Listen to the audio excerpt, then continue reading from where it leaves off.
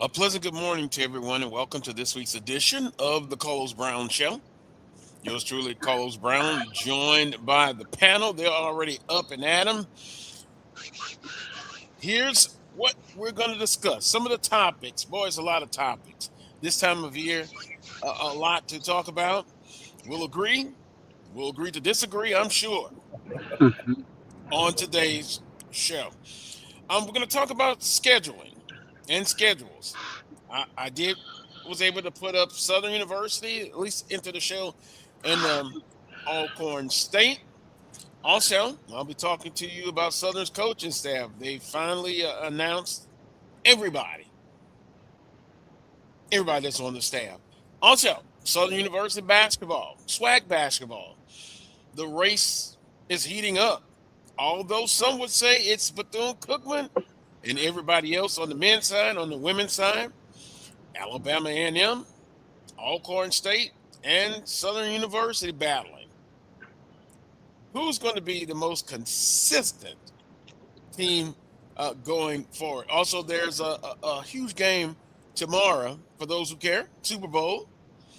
We'll give our slight predictions. I guess I have to be very, very professional about it since my NFL team is not in there. And it could be a while before they get there, but improvement is what we're looking at. Also, National Signing Day has passed, come and gone. Although you can continue to sign players for Southern University, I'm not going to even attempt to get the official listing. They're still recruiting. They're still signing people. So I'll wait till the official list is out.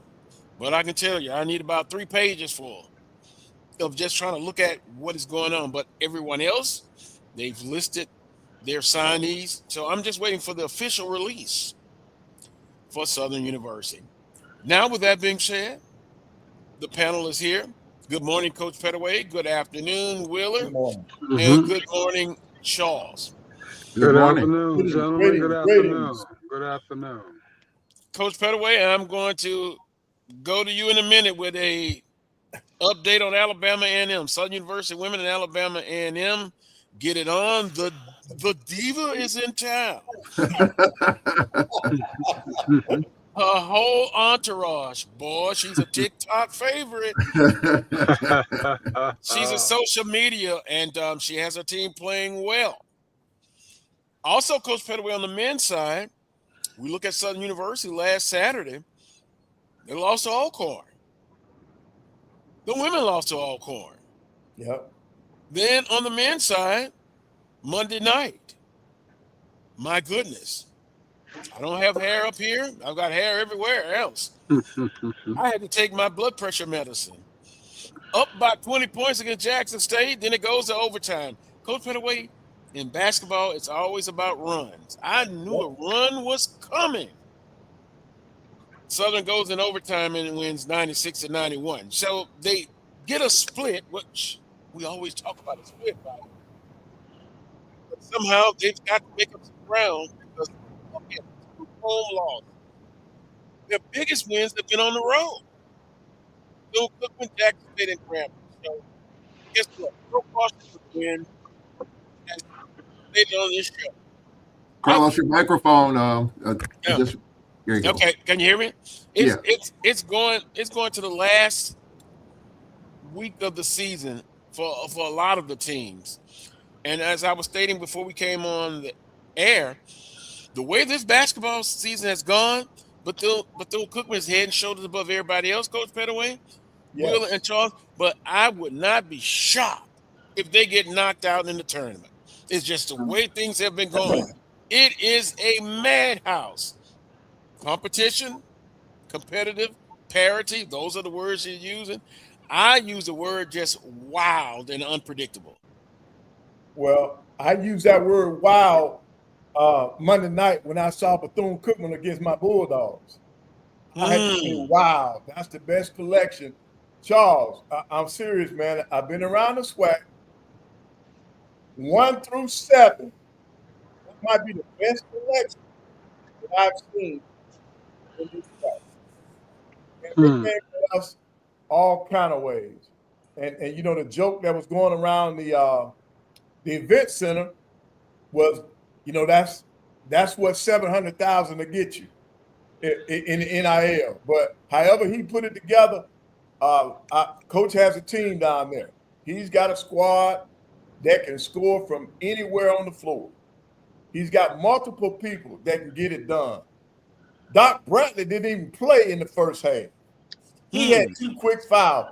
A&M went after Doc the first 2 plays of the game and got 2 fouls on, so he had to sit. That did not stop them. Doc got all of his, he got his, 15 and 10? He got that in the second half. And he didn't play all the second half. That is a very deep team. If their egos don't get in the way, that's a hard out right there. If their egos do not get in the way, that's a hard out right there, Bethune-Cookman. I'm telling you.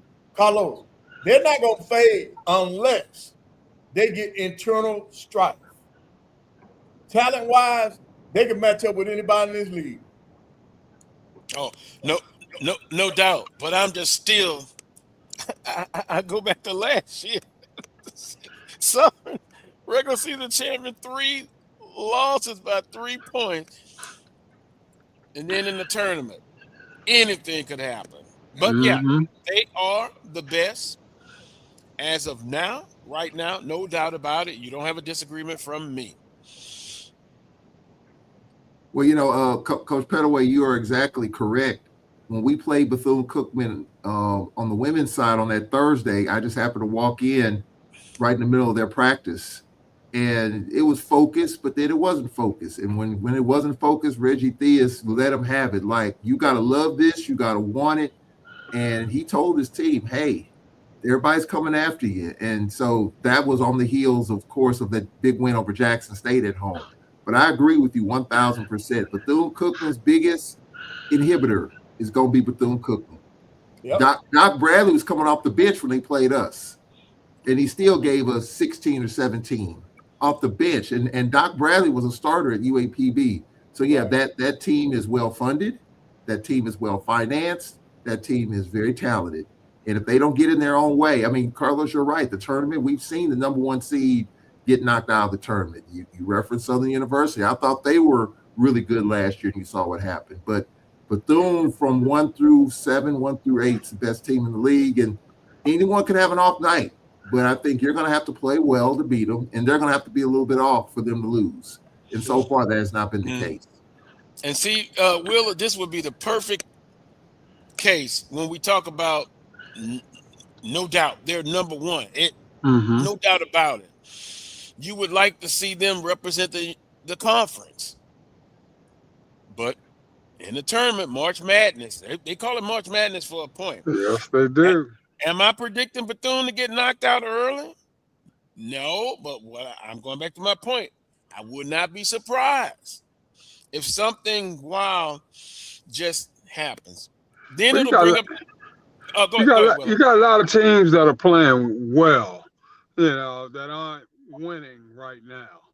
And come tournament time, like we, said offline, it could be anybody's night on a given night to be able to get it done.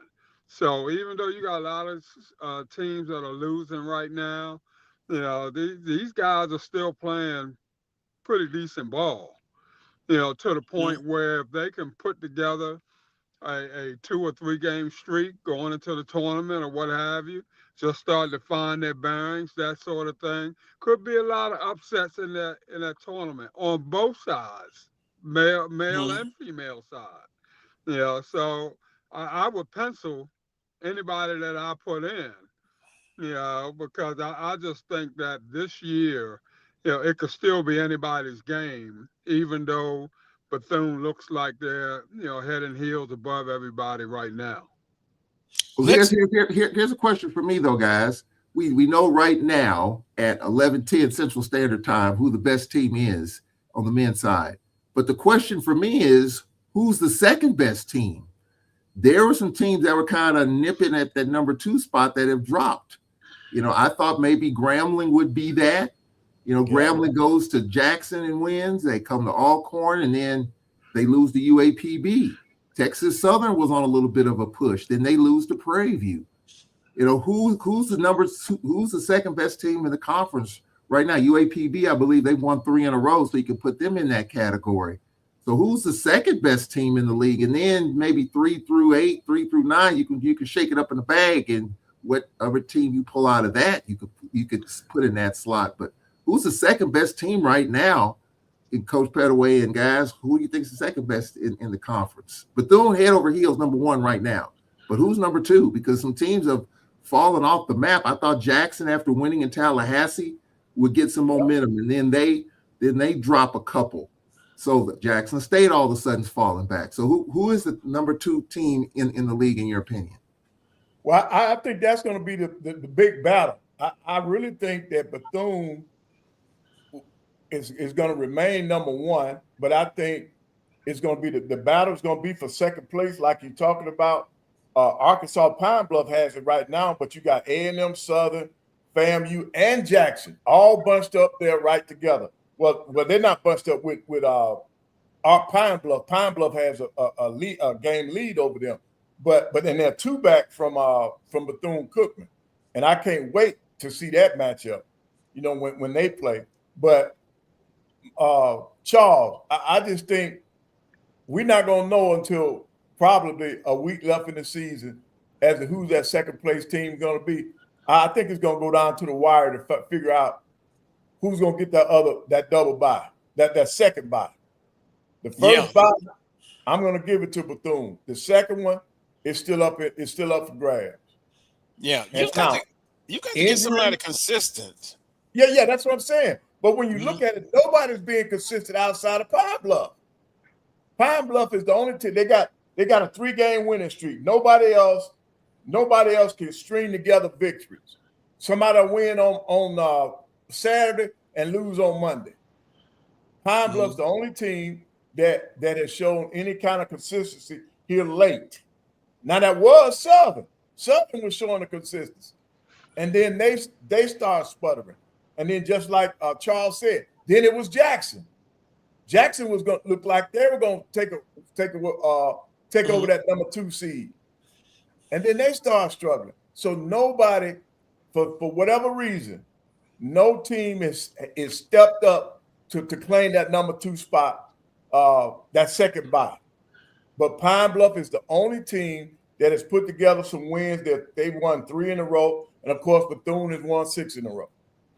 And see, that's why what we're talking about now, next week it could be totally different. Mm-hmm. Because if you look at Bethune-Cookman, their only loss was to Southern University. Went on the road. So I can't really, answer Charles' question, but I'll rephrase the question on paper, and we're projecting. Who is the team of teams best suited that could challenge Bethune-Cookman? Let's just say move along to the rest of the season go on. We just know that Southern had a big victory on their home court. You know, if Southern doesn't lose to Pine Bluff by 1, then they lost to Prairie View at home. Alcorn, they just flat out lost, right? Alcorn always plays Southern tough. Then you're looking at what? Southern a game behind, but coulda, woulda, shoulda. They didn't get it done.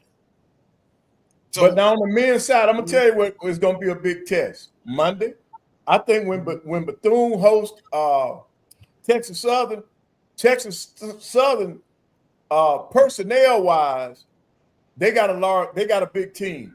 They got a very scrappy team. Now, it's going to be interesting to see what kind of game plan Coach Jones comes up with for Bethune-Cookman, and that's on Monday night. So now you'll know a little bit more about 2 things. Number 1, you're going to know whether or not Bethune is for real. Number 2, you're going to find out whether or not Texas Southern is going to be one of the teams that's going to challenge them. And remember a couple of weeks ago, FAMU, they were the flavor of the week. They were doing well. Sorry about that, EA, but then they kind of stumbled. Yeah, but I think some of the schools, when they came to Alabama, I think some of their stuff was exposed. Some of their weaknesses were exposed with FAMU. You know, the schedule, the early part of the schedule was in their favor, and so I think they got exposed. And see, that's what's got to happen with Pine Bluff. Pine Bluff has got to play with the schedule going the way it's going now. Now they'll play some better teams, and we'll have a better picture as to how real Pine Bluff is. Interesting point. That's why I'm still gonna stand on wait and see. Wait and see. 2 weeks from now, let's see if the trend is still the same or if things have moved. I think 2 between 8 is going to be a constant moving. But Carlos, you know, as far as the women's side is concerned, I think this is a big game for Southern University. This is a huge game for Southern University. If you just look at tiebreakers, we're only, you know, Alcorn only plays Southern once. Lady Braves won that game, and they play Alabama A&M today. You know, be on the wrong end of the tiebreaker there. There's still a lot of games left, but this is, if Southern wants to be in the conversation for the top of the league, they need to win this game today. If you know, that was a disappointing loss to Alabama State. There's no doubt about that. It shocked Nate Kilbert for sure. I'm sure Jaguar Nation is disappointed in that. But they need to get this win to kind of be in that conversation. Because if they don't, they're on the wrong end of tiebreakers. And you just never, I mean, where Southern is mentally, were they still hung over from the Alcorn loss? I don't know. Nate Kilbert believes that. Southern just had a bad day at the office, you know. And so I think for Southern, it's a big game today to keep their name in the conversation for, as Wheeler Brown likes to say, the upper thirds of the Wait a minute. Now I'm going to switch to my alum and fan mode. Southern University women's basketball is still a deadly threat. They can be the 3rd seed. They can be the 4th seed. Oh, yeah. They're still a threat. Now, they'll still be in the conversation. If they lose today, it'll be very disappointing. Alabama State, very disappointing. But I think for Southern University women, their biggest enemy is within.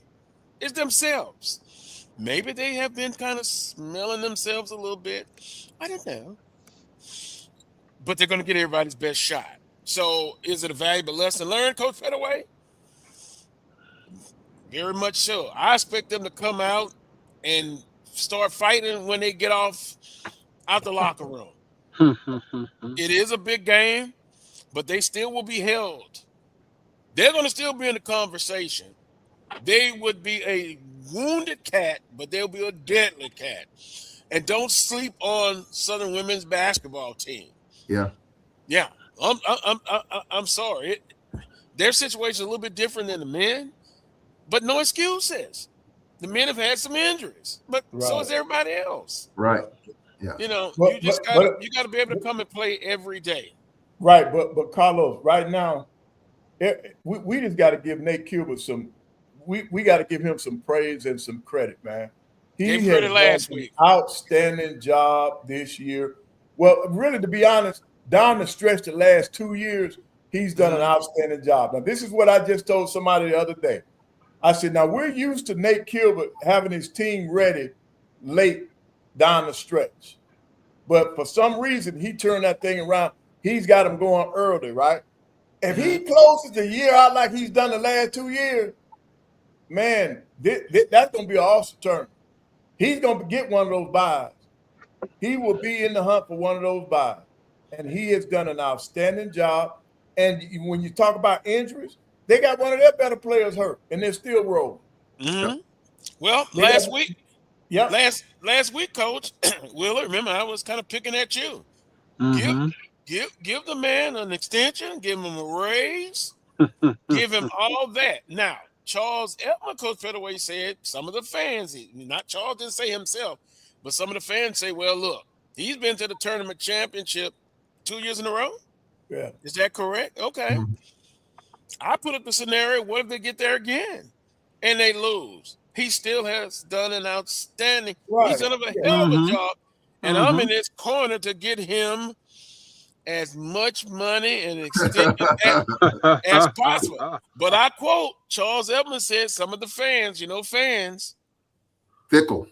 Hey, What did you say, Charles? Some of them that you talk to believe he has to kick the door in. Yeah.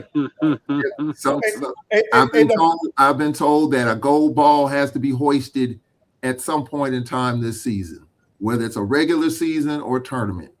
So we're on our way as far as the regular season is concerned. And Carlos, let's reference that game last week against Southern University, because I looked up some numbers and just thinking about that game last week.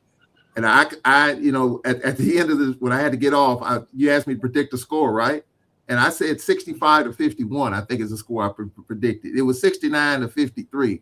Now I didn't. I said you that. Nailed it. You nailed it. I mean, if you gave me time to answer the question, I know we were kind of running behind. I wouldn't have said it that high. I would have probably said, 59-43, because we hold teams down. But our offense the last two games is averaging over 70 a game. But our defense has sprung a leak a little bit against Valley as well as Grambling. But Coach Pettaway and Wheeler, Carlos, if you just look at teams that lead their league, we're probably all over the country. We're probably the most undersized team in the country. We don't have a Destiny Brown. We have a kid in Kiara Henderson who's banged up, who's about 5'6". That is probably one of the best post players that we have. But this team plays defense. They run their offensive stuff to perfection. And when we can hit free throws and we can get our backdoor look, we can knock down a few shots, we can slow teams down defensively.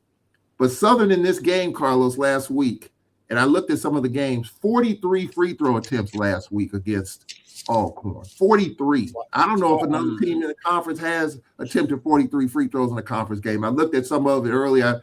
I hadn't seen it yet. And they didn't hit them. They missed 18. And thus 18, that's one of the factors you lose the ball game. Right. On the road, you get to the line 43 times. That's unheard of, really. I mean, it could happen, but it hardly happens. Won't happen at Southern. Alcorn had 27 turnovers, Carlos, but Southern shot 25% for the game, and they were minus 15 from beyond the arc.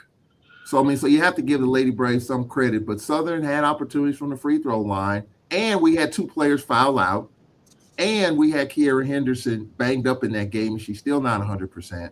So that was, give the Lady Braves their props. They did what they had to do. Southern had a window of opportunity there, but they didn't walk through it. Right. And then it's the same with the Lady Bulldogs. We just do whatever it takes to win a game. Because you take the Grambling game. We shot 47% from the free throw line. We were 10 out of 21 from the free throw line. We had 26 turnovers. Yeah. And you still won the game. So that they find ways to win the game.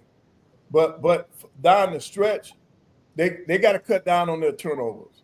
They got to cut down on the turnovers, and they got to be able to hit free throws, because in close games, free throws is what's going to get you through. Either you're going to win it, or if you're behind, that's what's going to help you to catch up. So they got to be able to step up to that free throw line and shoot some free throws. Now, Carlos, one of your fans asked a question. Why isn't Southern basketball games on SWAC TV? Just like the game today. Our A&M fans want to see the game. How are they going to watch the game? Well, that's a good question, because the SWAC TV schedule came out right before the season, correct? Then you have HBCU Go. Then you have the ESPN network of games. I can't really answer that question, but when I looked at the schedule beforehand, I saw Southern on there a few times, but not like some of the other teams. Now, I do know Southern has Jaguar Vision, but that's I can't expect somebody from Alabama A&M to purchase the Jaguar Vision just to see the game because that's for Southern alums that want to see every Southern game. But for Alabama A&M, they're not going to want to see Southern games all the time unless their team is participating. So to answer your question, I can't. But I'll look, make I'll make a all, phone. I'll make a phone call. I can.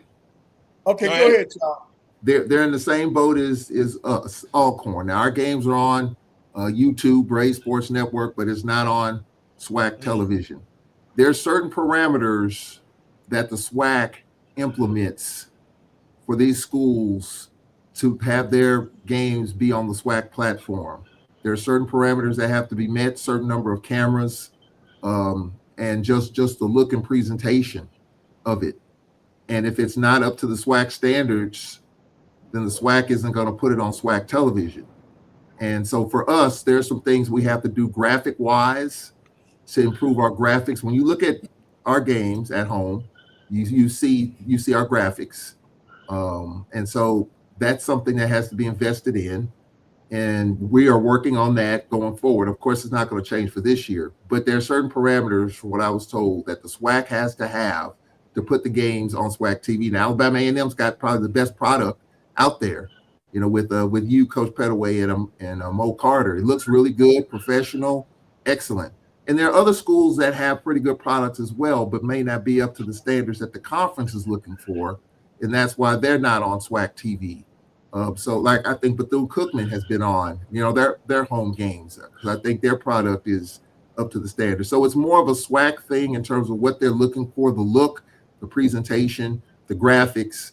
That, because I got an email about it a couple weeks ago. There's certain things you got to have, and for us, unfortunately, we don't at this time. We're going to work on it going forward, and so I think that's part of the reason. But you can pick up the games, Carlos. I mean, I know is it a paywall? I don't know. For us, I think it's out there. But Charles, let me just say this now. But something's okay, I not right understand about what you that. just said. I can see Alcorn not being in a position to to have what they're supposed to have.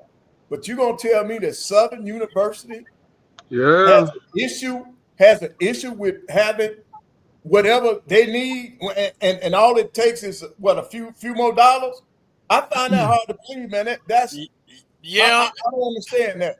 But you know what? But you know what, Coach Pettaway? I talked to R.C. Clark. He did some games.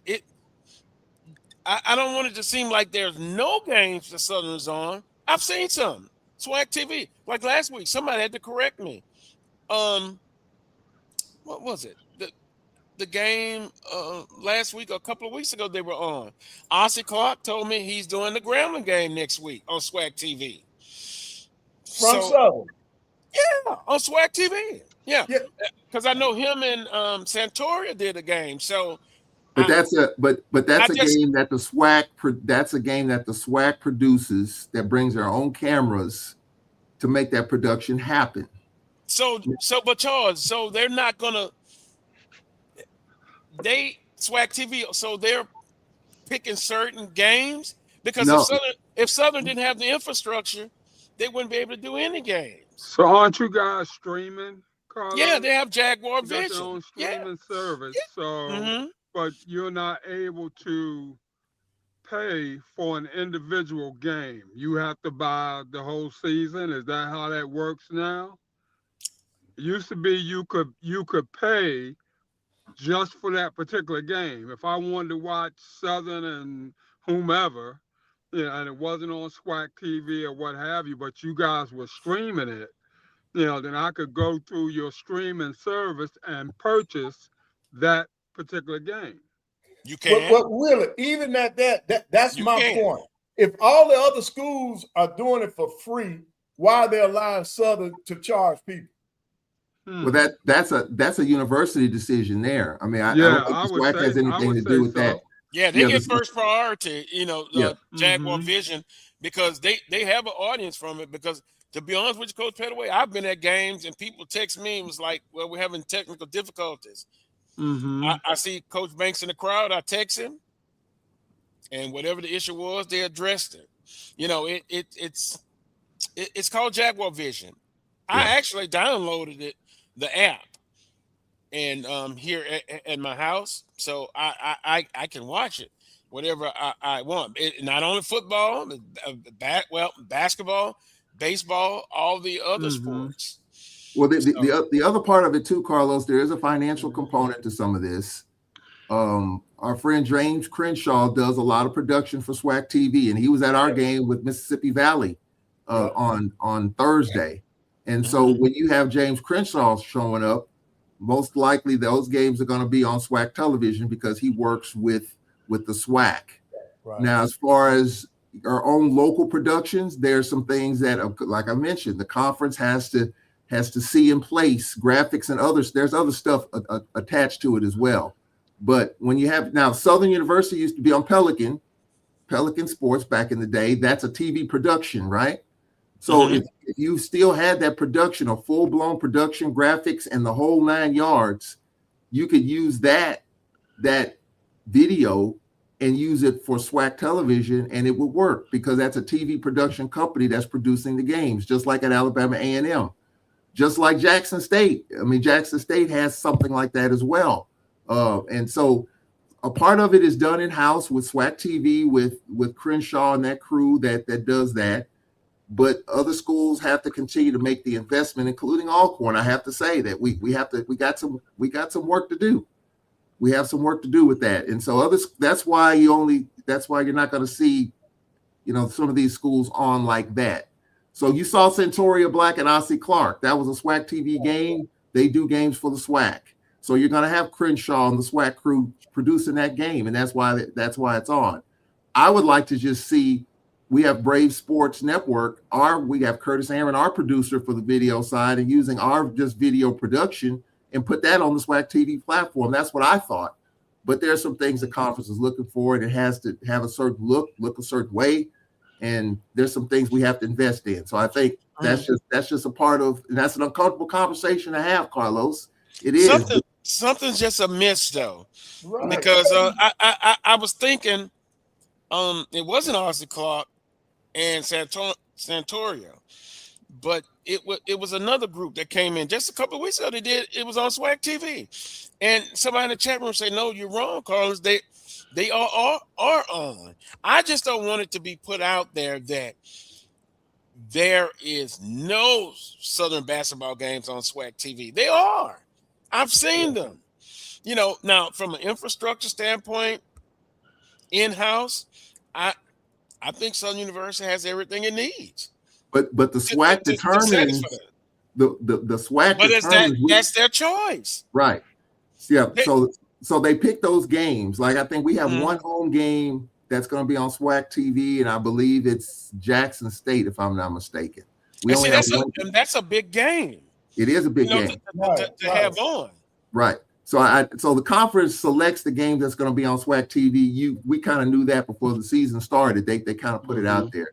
But as far as the production aspect in-house, that is part of the reason, just from what I've been told, as to why Southern's games aren't on, as well as other guys. I see a comment about FAMU. FAMU's got a really good broadcast set up. I've been there. I've seen it.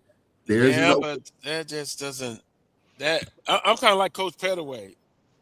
Even if I wasn't a Southern alum, Southern has infrastructure problems with. I don't know. Well, I'm not going to say infrastructure. I don't think it's a problem. I just think it's just.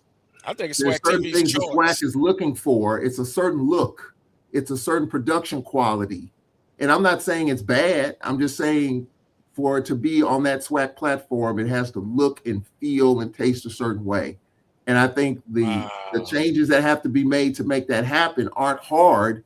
It's just, remember, this is the first year of SWAC TV. So I think we're still, kind of working through it. You have, just like in football, you have SWAC TV crews that are doing games for SWAC TV that are doing games there, whether Centoria Black or Ossie Clark or whatever. And the SWAC TV crews bringing cameras and all. They're using some stuff in-house that's already there. Like they use some of our cameras, some of our stuff. But I think it's still a work in progress. Right. And see what my whole point is, I want to see Southern. I've tried to watch, because Carlos, remember I called you one time and asked, why isn't Southern on? I can't pick up the game. And then you told me where to go to look for it. So I guess maybe they're on. We just don't know how to get it. Well, Santoria Black just weighed in. Put that graphic back up. I have 3 weekends in Baton Rouge, all on SWAC TV. Again, I just don't want to make it seem to be that they're just not on SWAC TV at all. Is one of them today? Is it the A&M game? No, I don't think so. But I could be wrong. But I know Austin told me he'd see me because I was trying to get him to come on the show, and perhaps I'll make the invite to Santoria. Santoria, I guess that you'll be in next week for Grandma, and that's a big one. I mean, I don't expect Southern to be on every week because again, I saw the schedule in advance, right? So you got to spread it around. Yeah, because no, sir, I'll be there on the 21st and 20th. Okay, thank you. Yeah. Okay. Yeah. Okay. But yeah, he and I they do a great job. I've seen them this year. I have seen more SWAC basketball because of SWAC TV than I have at any time because during any on a weekend or any day, I have 3 games going at the same time. Yeah. I have 3 games. Is there a charge for SWAC TV? No. That's why I don't understand why more people. And that may have something to do with it down the line. Because what do you mean? If I have Jaguar TV, Jaguar television, the masses have to pay for. Okay, but my game is also on SWAC TV, that's free of charge. Okay, then I'm looking at some missing revenue in there somewhere. So I would think that there would be like some kind of meeting of the minds in terms of exactly what games would be on SWAC TV as opposed to being on Jaguar TV, that sort of thing, so that I'm not cutting Southern out financially all the way around. If that makes sense. I think that's, and maybe Dr. Cavill and others who do the data can chime in. The commissioner has bragged and talked about how many views that folks have had with SWAC TV when it was introduced. I wonder has that had an impact on attendance in football as well as basketball? If you can watch the games online as compared to going to the games, I wonder has it had a ding in attendance in the Southwestern Athletic Conference since SWAC TV has started? I don't know. I don't have that information, but it is something to think about. Who led the attendance last year? Jaguar television was still in place. Yes. Right. That's what I'm saying. Still had SWAC TV. Southern and Alabama A&M were 1 and 2 in attendance last year in basketball, and they're that way again this year. Now, most of the people I hear from are Southern alums, or like in your case, Coach Pettaway, you're interested in Southern basketball. You're outside the state. Most of the Southern people that I talk to, a lot of them are from out of state. They're alums, and they can't be at the game. So this is a great way with Jaguar television. And I put in a text message to somebody who would actually know. Yeah, dog, I understand we need a break. The dog says we need a break. No, I'm sorry, man. I'm sorry. No, you're good. And Roy says we need a break. So we'll stop right there, boys. Always interesting conversation that comes up. But to that guy who said he got the feeling, I guess, that he can't see as much Southern basketball as he wants to. And then I would like to know if that guy is a Southern alum and if he's out of state. Yeah. That's a whole piece of the alums will of that. They're out of state. I get it. They want to see as much Southern sports as possible. Coach Pettaway likes to see all basketball. TV comes in, right? That's where Jaguar TV comes in. But see, my impression. If you buy the streaming service, then you don't have that issue. Well, wait a minute. Hold up. Let's get that break in. Okay. Roy's going to punish me. You're watching the Carlos Brown Show right here on the Black College Sports Network. We shall return. This is the Dean of the College of HBCU Sports, Kenyatta Cavill of Dr. Cavill's Inside the HBCU Sports Lab with Mike Washington and Charles Bishop. Come mix it up in the lab where the course lecture is in session every Tuesday from 6 o'clock p.m. Central Standard Time on Facebook Live, YouTube Spreaker, or the BCSN app, as we discuss all things about the HBCU sports culture, including exploring the week that was in the sporting HBCU diaspora, as well as the upcoming week of HBCU sports. With me, the Dean, the College of HBCU Sports, on Dr. Cavill's Inside the HBCU Sports Lab with Mike Washington and Charles Bishop. Course lecture dismissed. It's never too early to plant the seed, to share the tradition, and instill a sense of pride in your HBCU with your little ones. HBCU Pride and Joy Children's Boutique helps you share your school spirit with a wide selection of adorable kids' apparel and accessories officially licensed from your favorite HBCU. Visit hbcupridejoy.com and follow us on all social media at HBCU Pride Joy on Facebook and Twitter. When it comes to professional learning, teachers deserve better. From the leader in online learning, Stride brings you the Stride Professional Development Center, an on-demand library of mobile-friendly courses that gives teachers choice and flexibility, allowing them to learn anytime and anywhere. Our dynamic courses provide bite-sized learning and help educators advance their knowledge while also gaining professional development hours. It's time you take charge of your learning. Visit us today to get started. For over 30 years, HBCU Image has been more than just an apparel store. We've been a movement, a statement, a legacy. We celebrate the pride, the purpose, and the culture that make historically black colleges and universities legendary. HBCU Image, a Kenny T's.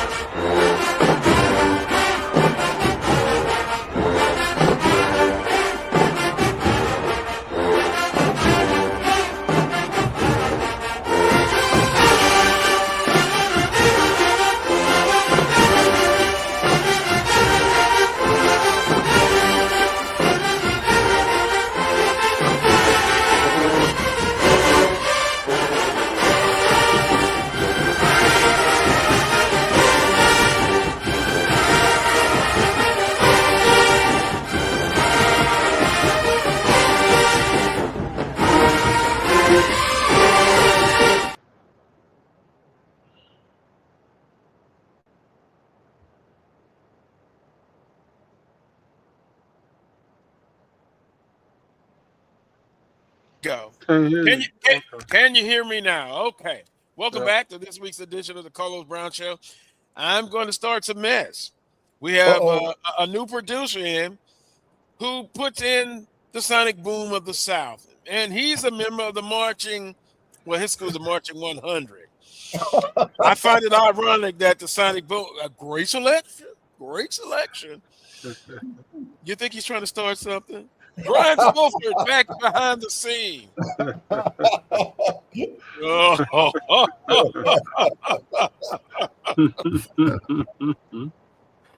Oh, you gotta love it. But the ambiance, the different bands and stuff. Yeah, we appreciate it. Where were we? We're talking about the SWAC TV, right? And let me say this.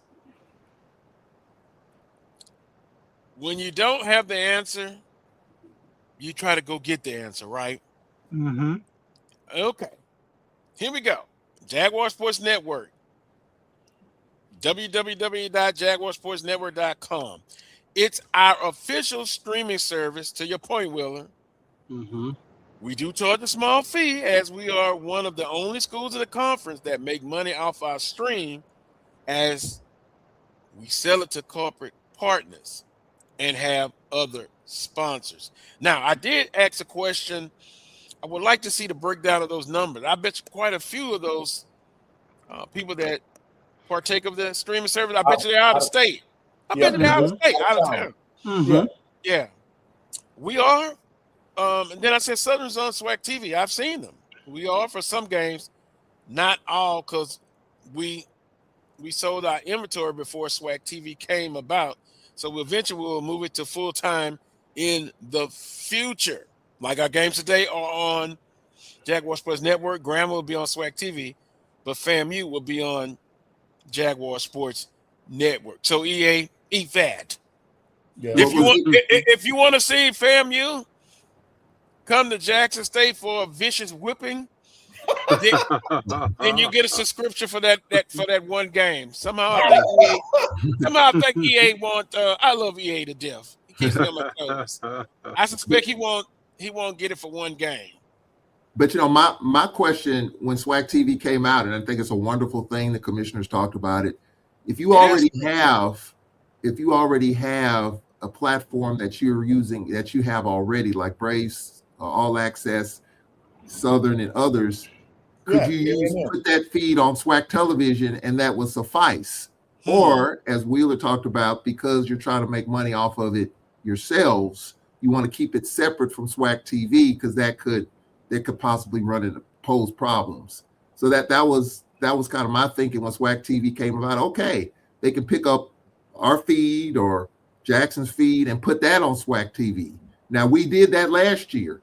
They picked up our radio broadcast, used cameras and all, but that didn't quite work out the way that they wanted to, because I'm calling a game from a radio perspective and people are watching it like it's a TV broadcast. So that's why they brought crews to these games to do SWAC television.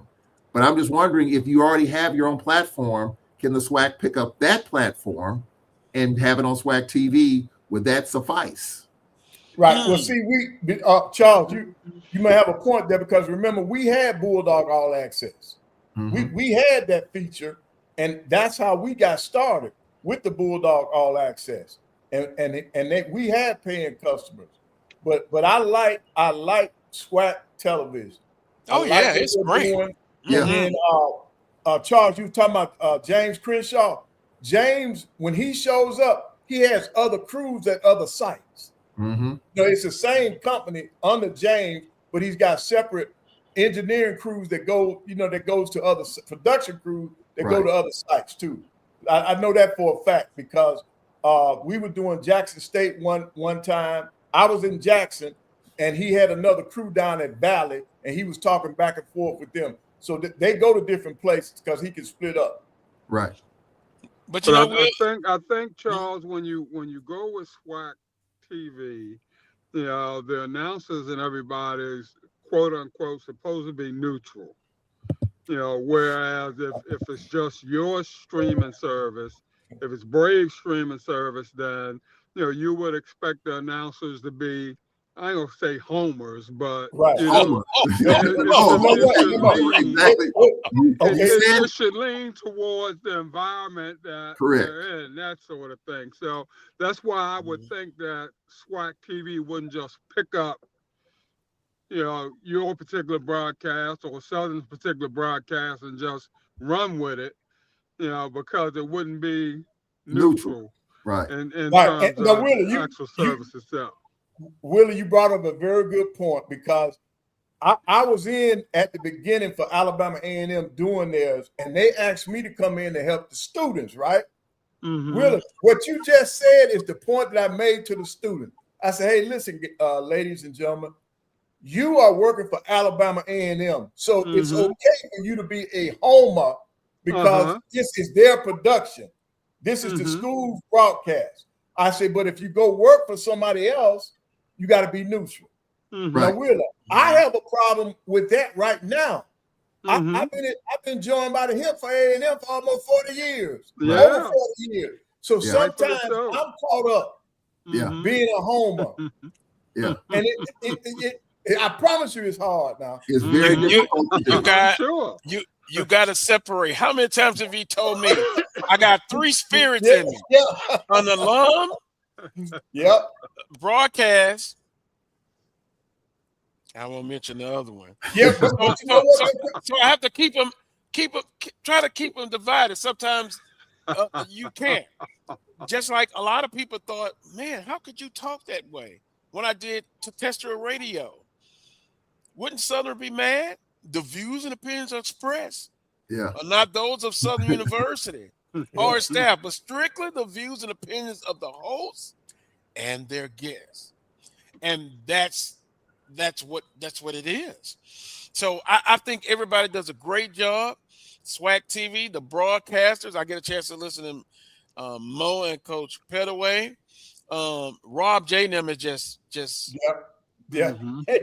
man, they keep you laughing. So and me and Roy had the discussion early this morning.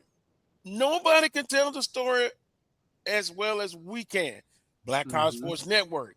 Right. They've done a great job. Before I came on the network, I knew of them. I heard of them. Now being a part of the team, you can see it. So it's enough to go around for everybody. Right. Jaguar Sports Television, SWAC TV, Bulldog Vision, YouTube, what's that? The Wildcat Network, Bethune-Cookman. I watched them. I've listened to them. They do a good job too. Yeah, everybody's done a great job. Right. And see, Charles, I like when they take your feed for their broadcast at Alcorn, because and I follow you on the road. Like, you remember one game I was looking, you all were on the road, but I wanted to get your feed and turn off the television, but you couldn't get on that game. Yeah, that was during the ice storm. Yes. But it's interesting. I think it's so far I think it's been outstanding, and it's only gonna get better. It's only gonna get better. And I'm proud of the young people that we're seeing in this business. Like, okay, you take like the young lady at A&M, Ty Floyd. Not only does she was she the first to do the radio stuff for Alabama A&M, HBCU Go has her every week. Yeah, she does. She did the A&M Texas Southern game, all female broadcast team. Yep. They did an outstanding job. And then when she's not doing a game, they got her doing weekly features. And then we got Chauncey from A&M. We got Maurice. All these young people that are getting their feet wet, man, and they're getting their start in the SWAC at SWAC institutions, and we're gonna see them on down the line. Watch what I tell you. Now, I've talked to a number of people, Carlos, that want to get on the SWAC TV platform, aspiring broadcasters, and of course, Andrew Roberts in the conference. They have a Rolodex of people that do it for the SWAC and different things. But there are people that want to break into this business, that have done it for other places and other situations, that want to get in with the Southwestern Athletic Conference. I can tell you that because I've gotten calls about it. And I just refer them on to the SWAC office because they're the ones that make the decision on the crews. They have someone that kind of helps coordinate that. So that just shows you this platform is big and a lot of people want to be a part of it. Well, now I'm going to pat Black College Sports Network. Some of those same people ought to have interest in coming and doing some things with the Black College Sports Network, because you have a lot of different platforms, right? I mean, there's so many podcasters, Wheeler, I can't keep account of them. Yeah. But when there was no one else, there was Black College Sports Network. Right. So from the originators, let's keep them in mind. Yeah. So Roy inspired me this morning. Sometimes you just have to listen and don't talk. Just listen. Right. I have a problem with that sometimes. I need to do better just listening. But when there was no one, there was originators. Yeah. And so it's enough to go around. Black College Sports Network, Dr. Cavill, all of our colleagues, they got number one for a reason, right? Because they're doing good. Yeah. I can pick up the phone. If I don't know, I can ask Wheeler. I can call Coach Pettaway. I can call Charles. I can call Dr. Cavill. I can call Brian Fulford. That's the most important thing. You learn. You're always learning. You always try to get better. Yeah. With that being said, so Southern basketball, I get it. They're on SWAC TV. Maybe not as much as some would like, but it's enough to go around. We'll see when Grambling State comes into town very shortly. I'm going to put a pin in this part of the conversation. I may come back to it. But now, Mr. Fulford, let's put up it was a bunch of schedules that came out. And I made a note. On social media, there was an uproar. Let me say this, then I'll get your opinions. From a competition standpoint, if your goal is to go to the Celebration Bowl and that's your goal, then you have to make out a schedule that will help you get to that. If your goal as an athletic program off specifically football, if you want to go, Willa, to the FCS playoffs, there are certain things you have to do, including the scheduling, to get in the position to get an at-large bid. Now, Alabama State kind of, from what I'm hearing, a one-year contract with the Turkey Day Classic, right? It seems like they may be looking at trying to get that at-large bid. But you're going to have to play the FCS. Yeah, in non-conference during the regular season. Got to get them D2s off the schedule. You're not going to get in. You're not going to get in with them D2s on your schedule. Or NAIA. Yeah, same thing. I'm putting all them in the same. Yeah, I'm not going to judge, and I'm not going to throw arrows because Southern schedule. Can we put Southern schedule up? And you'll see. So who for me to come out and criticize other people? But Alabama State, week 0 in Birmingham, Kentucky State, dangerous opponent. I know their coach personally, grew up. Almost beat Grambling last year. Should have beat Grambling. Wow. Home cooking. Never get it at Southern, but you get it other places. And Alcorn. Alcorn can't get home cooking either. Then you got your money game, Wheeler, at Houston. 500,000 plus. Yeah, I brag about that. 300, 250, no, sir.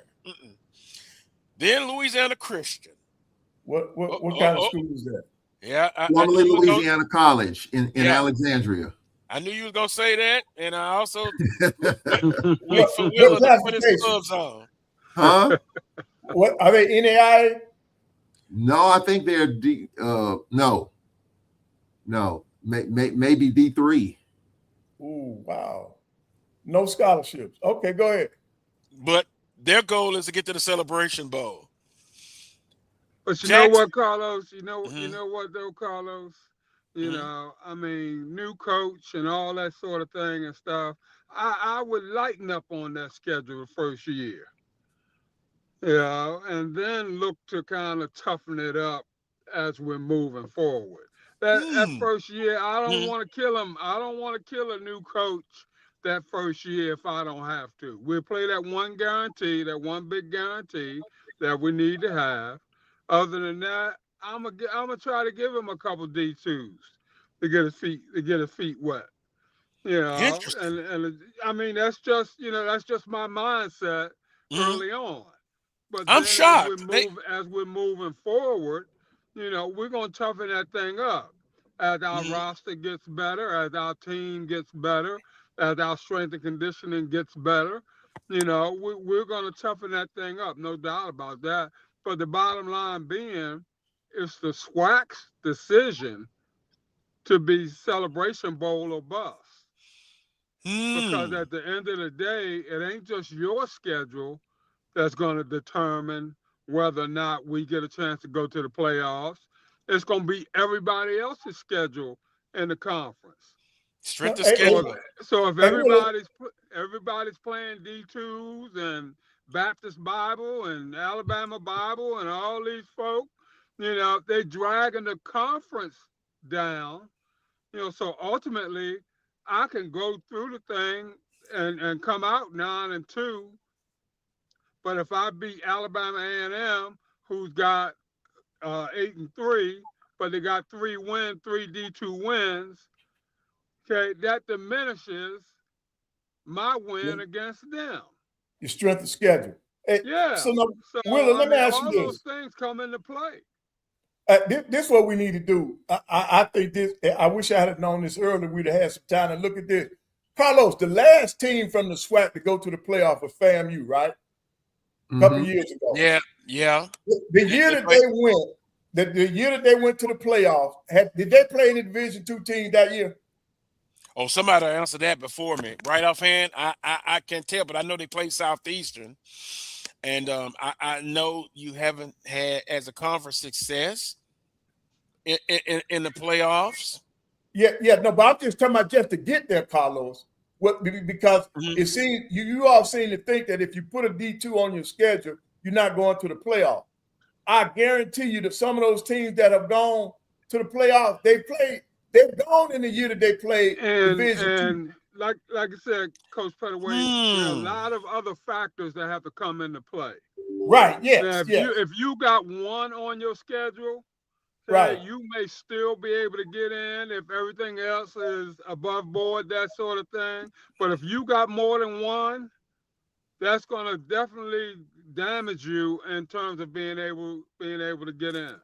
But in Southern's case, it doesn't matter anyway because they got the Bayou Classic. That's true. That's true. Yeah, and in my opinion, I think it's the Celebration Bowl is their ultimate goal, being the HBCU national champion. It's just like when we talk in basketball. We say as a conference, like perfect example, Bethune-Cookman has one loss, right, in the conference because everybody else is no consistency in the scheduling. They damn near got to go undefeated to get away from the play-in game, right? Mm-hmm. They're going to be in the play-in game regardless. Pretty much. Yeah, right. because of overall the conference.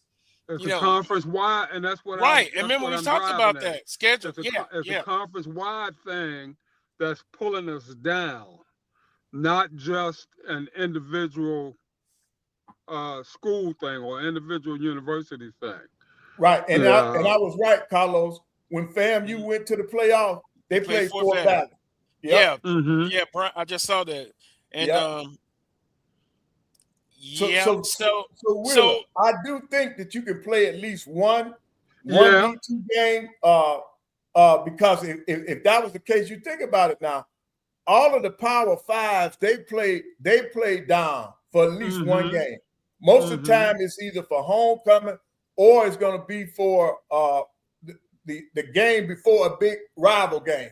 Because both of our schools in the state do that. Alabama and Auburn going to play a weaker opponent before they play each other. But here we and like I said, we go again. It's all about how many you got on the schedule. It's all about how the dominoes fall in the larger conferences, where those teams are. Like you got the CAA, I think they normally get like 3 or 4 teams in, that sort of thing. If that conference has a bad year, it may open up a door for one of our schools that has an excellent year to be able to slide in. But it's all about those guys voting and who's going to be in that top 16, in terms of the rankings, that sort of thing. And then how the conference championships play out and all those sorts of things. So it's a whole lot of things in play. But we have to be mindful. When I say we, I'm talking about HBCUs, okay? Because believe it or not, we are graded on a different curve. Don't think that we aren't. So we gotta still in 2025 be head and heels above the competition. Well, we gotta be better. We gotta be better. Let's not fool ourselves on that. All things being equal, we still got to go above and beyond in order to take that next step and get in the door.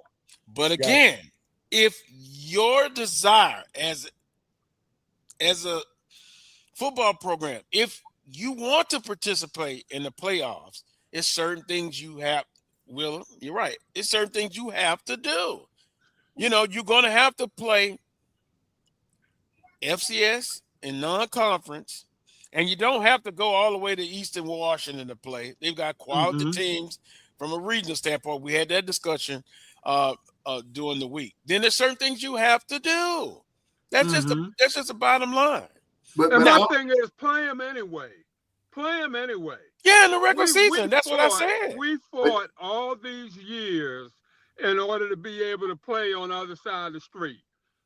Hey, we went through hell just to be equal and be able to put ourselves in that arena and, you know, the March on Washington and all that other stuff that go along with that.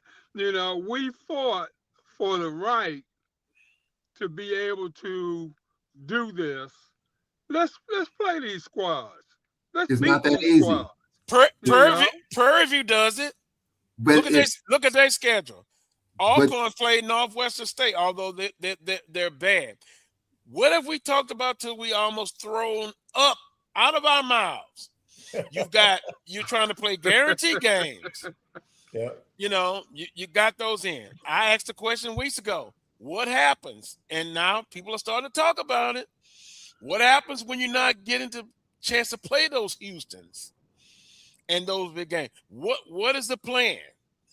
Nobody told me a good plan. Well, and that's a shame. Well, let me give my opinion on it. And I'm saying this from a fan standpoint. Of course, I do games and all that. I'm confused. From a fan standpoint, and when it comes to scheduling, we've released our schedules for the most part. There's belly aching and complaining about scheduling. And Alcorn's coming up too. And then we'll get back to coming up too. And I'm just trying to figure out from a fan standpoint, and I respect all fans, what do our fans want to see in scheduling? We complain about the FBS matchups. I guarantee you some complaining about Southern and Houston. There was darn sure complaining about Alcorn and Mississippi State last year. Some of our fans said they hope they never see another FBS school, no matter how low it is on the total poll. We're playing USM. These games were scheduled many, many years ago, just like we got Ole Miss in a few years. We got TCU coming up in probably 29 or 30. So we don't want to see the FBS games. We don't want to fool with the FCS games, and those are difficult to get, even though Prairie View's done a good job in getting Tarleton and others. We had Northwestern State. Okay, so the FCS we complain about. We complain about the playoffs, don't want to participate in that. But then when you talk about playing down the College of Biblical Studies, Ecclesia, and beat them 78-0, we complain about that. So what type of schedule would you like to see if you're a SWAC fan? My guess is that. Well, let me finish. Charles, I'm sorry. I think that we are probably attached a lot at the hip to HBCU games, playing teams in the MEAC, Tennessee State, Hampton, North Carolina A&T. I think those are the games that our fans want to see. But other than that, I don't think there's much of an appetite. And you talk about the Celebration Bowl. Our goal is to get to the Celebration Bowl. You got $1 million payout with that.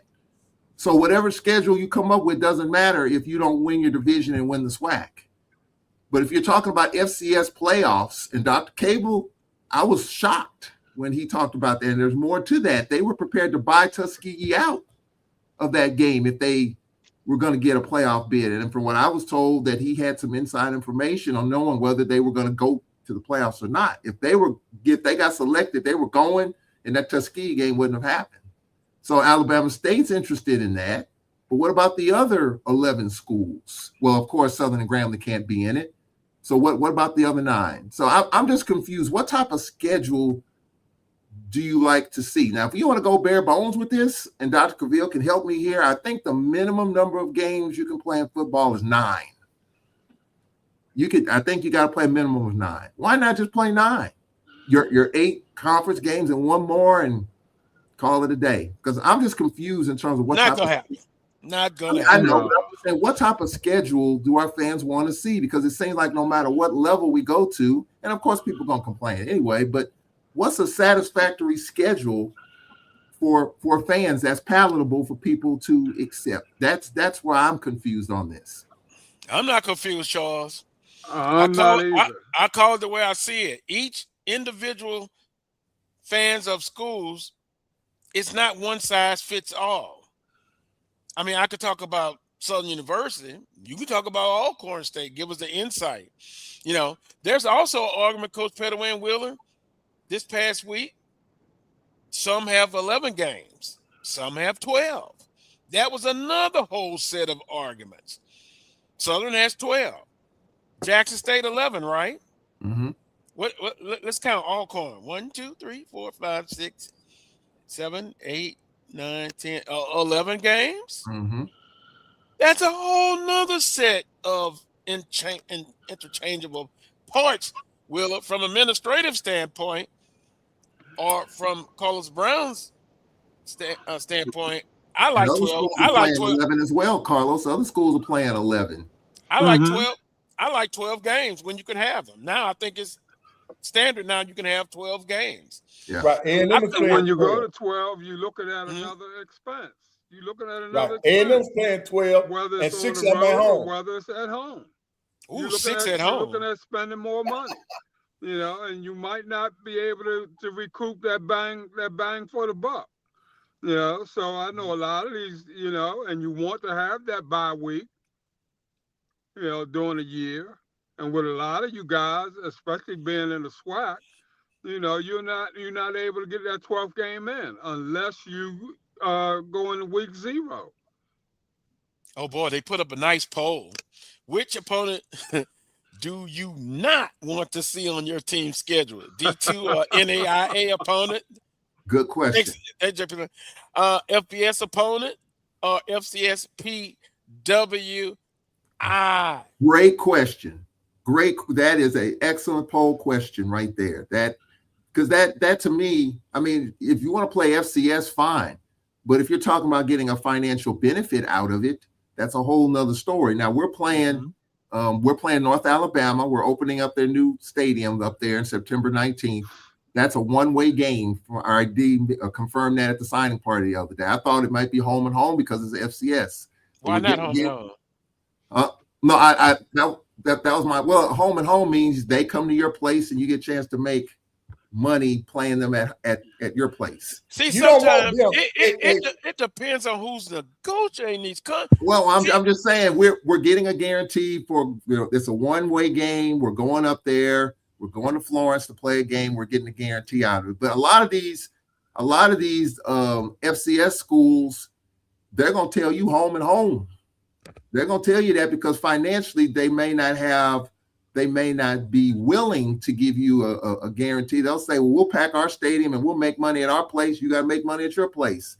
Like Northwestern State when Stephen F. Austin was there. That's kind of where that is. But there's only a handful of schools that's willing to give you a really good guarantee. North Dakota State has played. And by the way, looks like they may be going FBS. They've been offered to Mount West, I believe.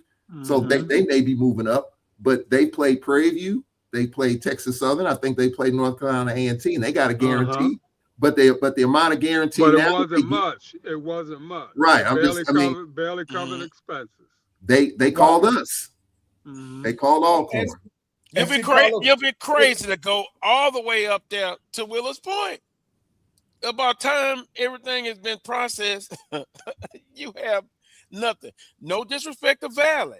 Yeah, they're going to Sacramento State. To get a Happy Meal and that's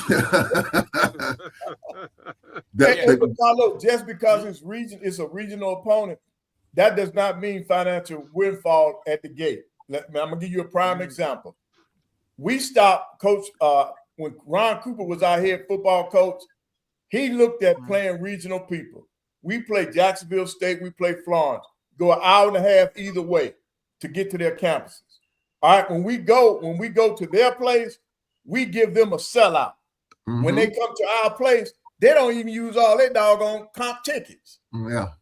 So it's nobody from their institution coming. Their fans are coming to Huntsville. We had that Coach Pettaway come up at Southern, and you know what my answer was? What?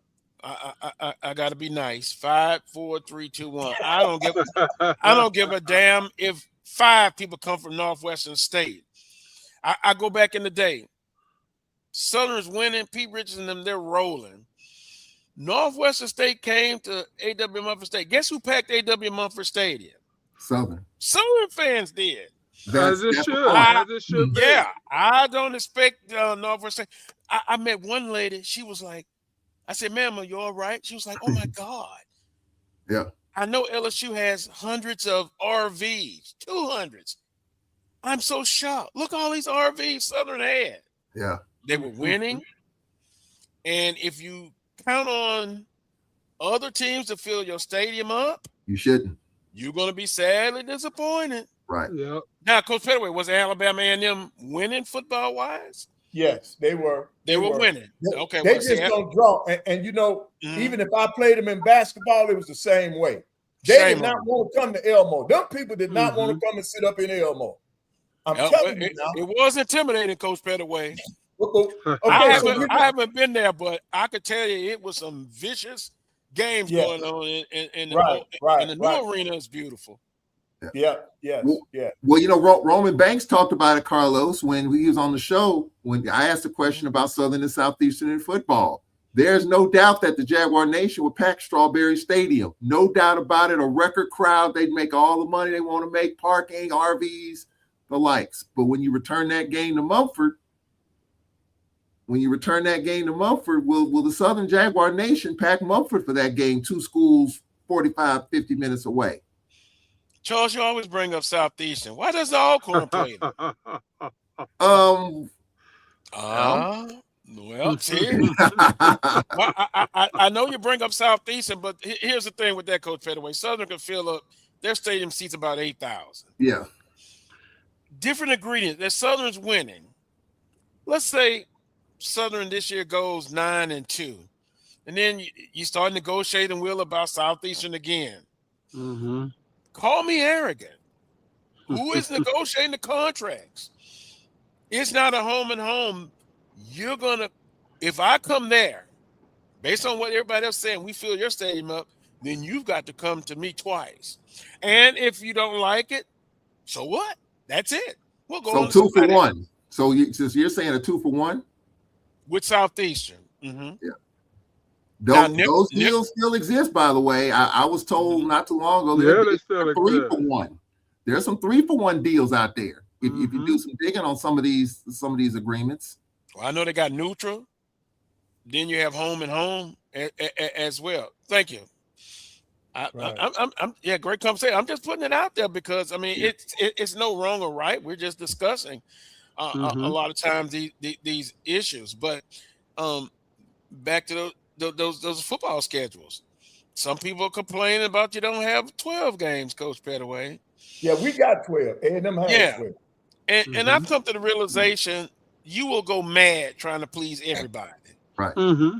You can't please everybody. Mm-hmm. I say that as I look around the house. The budget director might be listening. We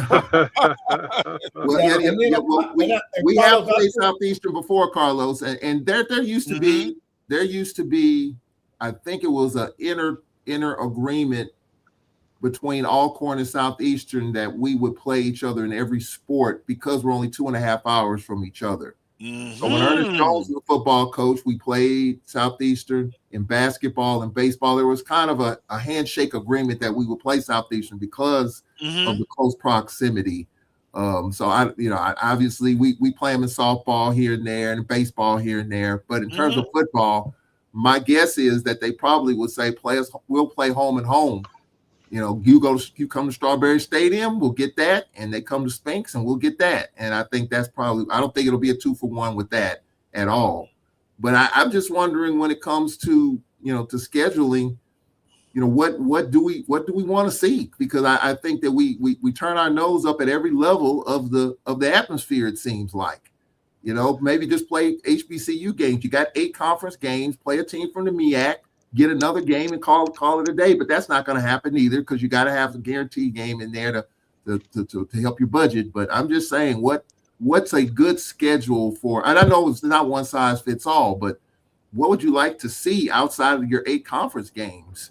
You got to take into consideration what the coaches want, also. Yeah. And if you're a coach, you're a true coach. You want to compete. Yeah. You know, you kind of want to see how you measure up against some of the best that's out there or some of the better teams, that sort of thing. And so, you know, I mean, you have to take into consideration what they want also. So you're not going to be able to please everybody at the end of the day, Charles. You know, no doubt about that.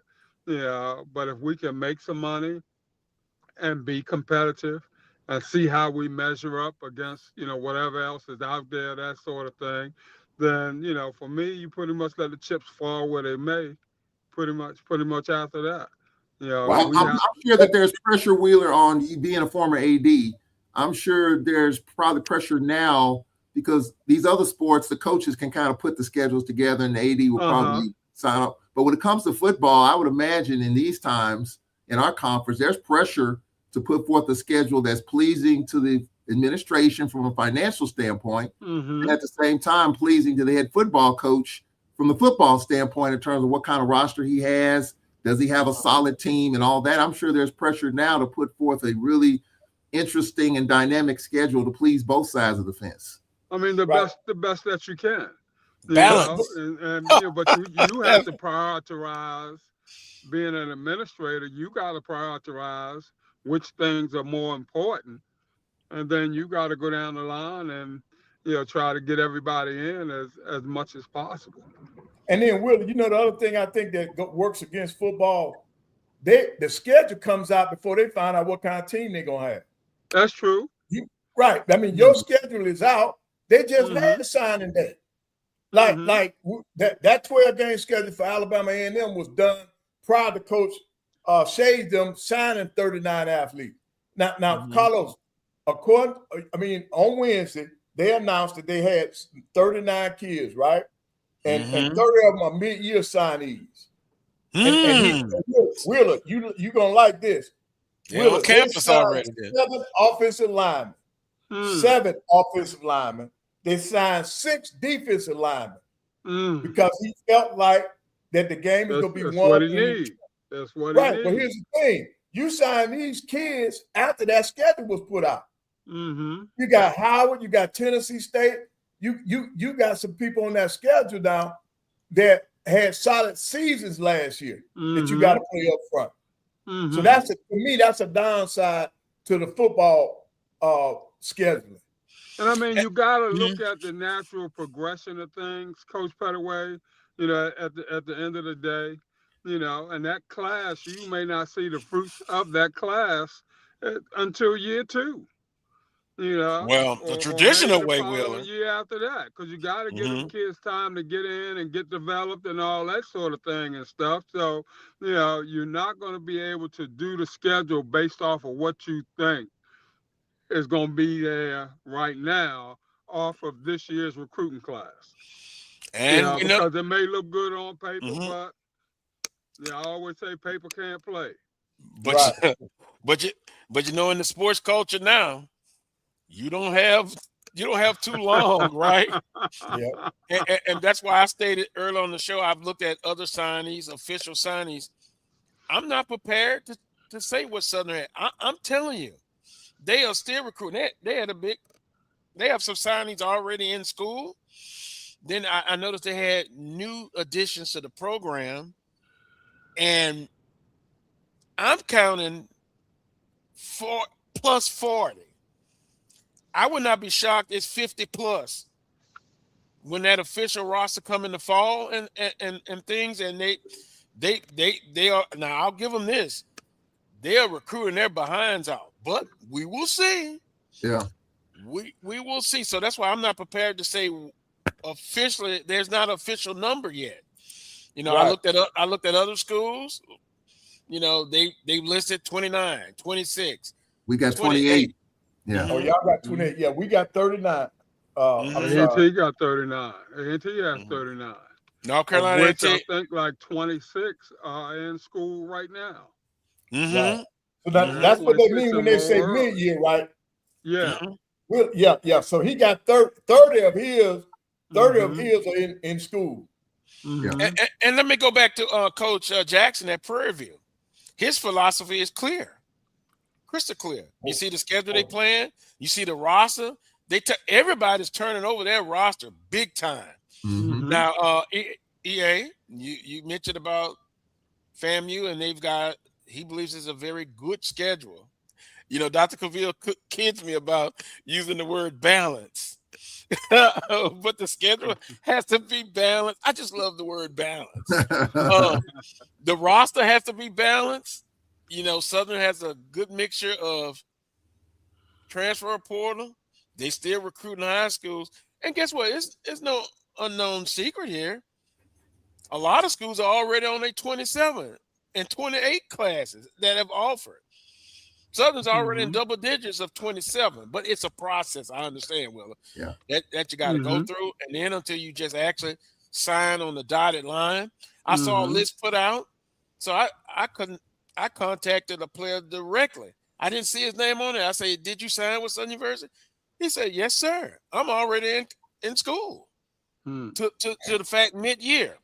Yeah. So in January. So we'll see. It's just a lot.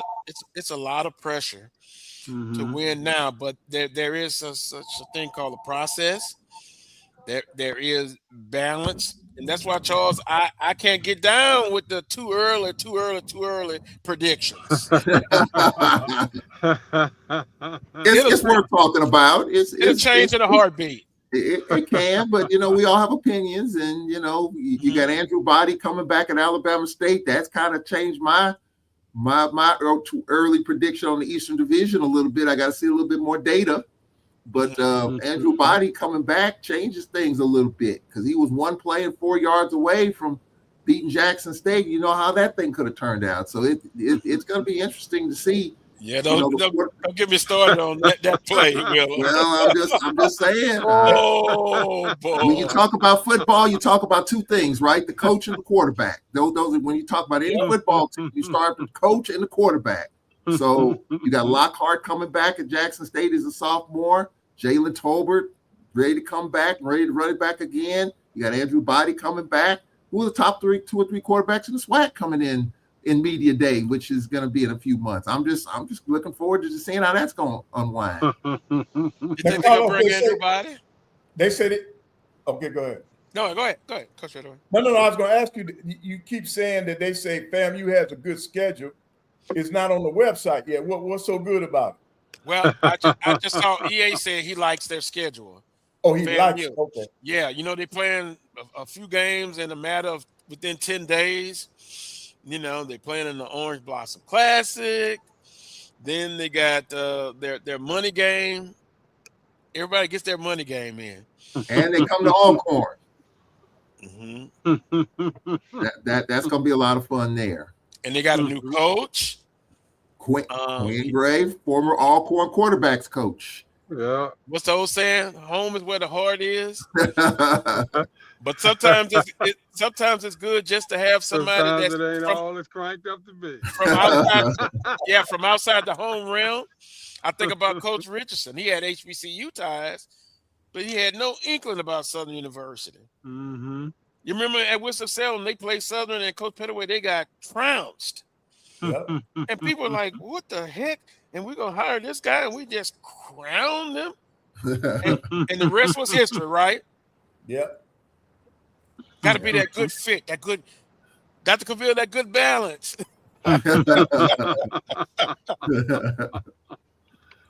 Yeah. Well, we put up Southern schedule, we put up Alcorn. Man, Valley, give them the Purple Heart. And I get Prairie View. Prairie View does play those regional FCS teams. Yeah. Here's a coach that was in the Division II playoffs. So it's going to be in his pedigree, right? But he's not turned down that invite to the Celebration Bowl when they went. No. Although he did tell me on Radio Row, I guess I kind of picked at him. I made a comment about homecoming just to see what he was going to do. He fell for the bait. Well, that's what y'all get for scheduling us for homecoming. Somebody has to be a homecoming opponent, Coach. Yeah. I'm sorry. And the conference schedule dictate that sometimes. That's right. Well, that's you know, just like right. that's just like with us. We got Grambling. We don't need Grambling on no homecoming, and not from the competitive. I'm looking at the gate.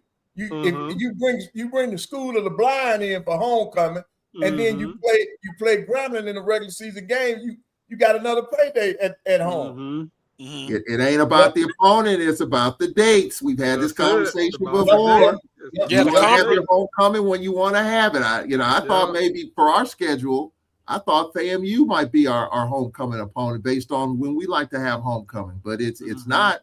And so it's not about the opponent, it's about the dates to me. Who is the homecoming opponent? Because the theory is Louisiana Christian. Wait a minute, for this year? They coming to homecoming anyway. Yeah, so you can play that. Yeah, because it's more than, and I just have to say it this way. Yeah, you can play Stevie Wonder University.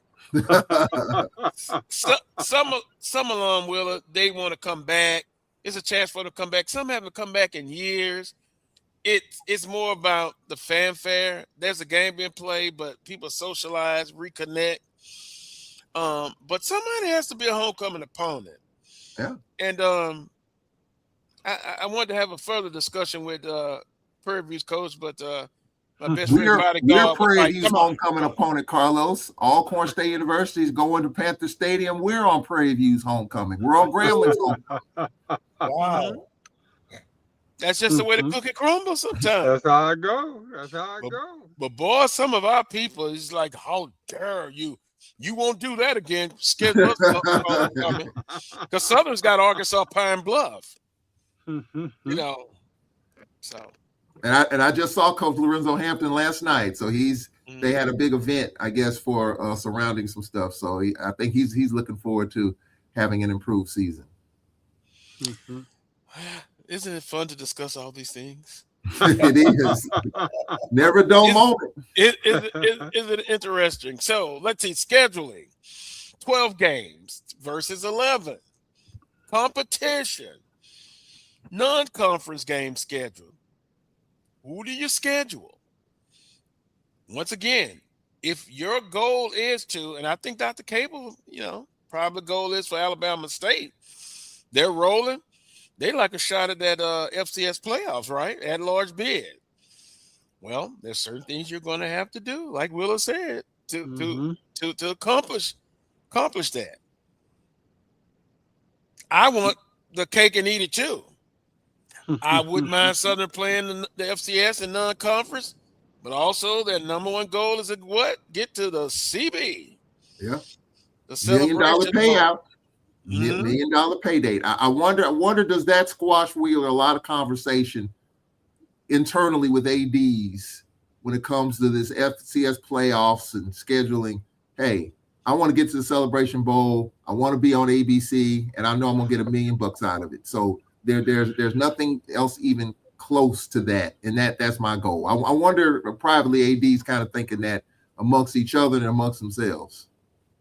They probably are, but you probably got the flip side is probably also true. You may have some ADs that have played the game that, would like to see how their team matches up against some of the best competition that's out there. So, I mean, bottom line at the end of the day, if you can bring home $1 million, Charles, all is right with the world. There ain't no ifs, ands, and buts about that. But at some point in time, you really want to see where you are, I think. I agree with you. Will, let me ask you this. Isn't it also true with the FCS committee? They know that that the SWAC is not sending their best team to the playoff. Yeah, because they know that. Right. They know that our champion, our best team, is going to that Celebration Bowl. So they're saying, well, why are we taking the second best team in the SWAC to put them in the playoff? So I think that could have something to do with their decision making. That's probably, and that goes to in some of the decision making process also, Coach Pettaway.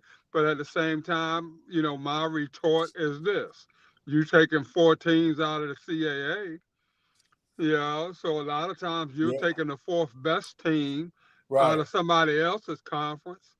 what's wrong with the second best team in my conference. Gotcha. You know, if we're gonna do this thing, let's play it right.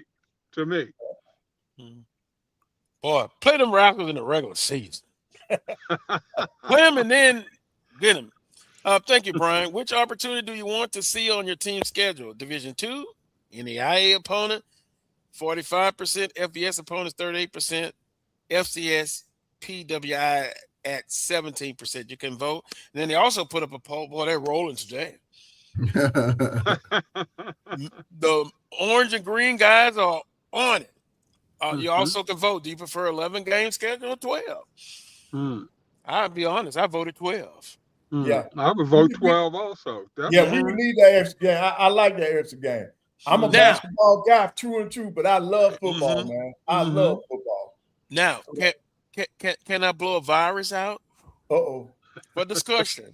I'm kind of shocked Jackson State doesn't have 12 games. I'm not.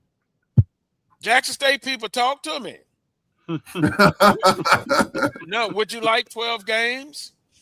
I must admit, remember last year, Coach Taylor kind of said it would be interesting to see how we would have done in the FCS playoffs. I'm just throwing that out there. Could it be based on the fact that maybe TC Taylor knew that this would be kind of a rebuild? Maybe that extra game might be, and this is my opinion, it may be a little bit much. Maybe in 27 you might have 12. I mean, I'm just throwing that. I'm just throwing that out there. He seems, I don't know him personally, but I've met him. To me, Pamela, he seems to be a tough guy. Quietly, he doesn't talk a whole lot. You know, he does his social media thing, and boy, that's also another discussion.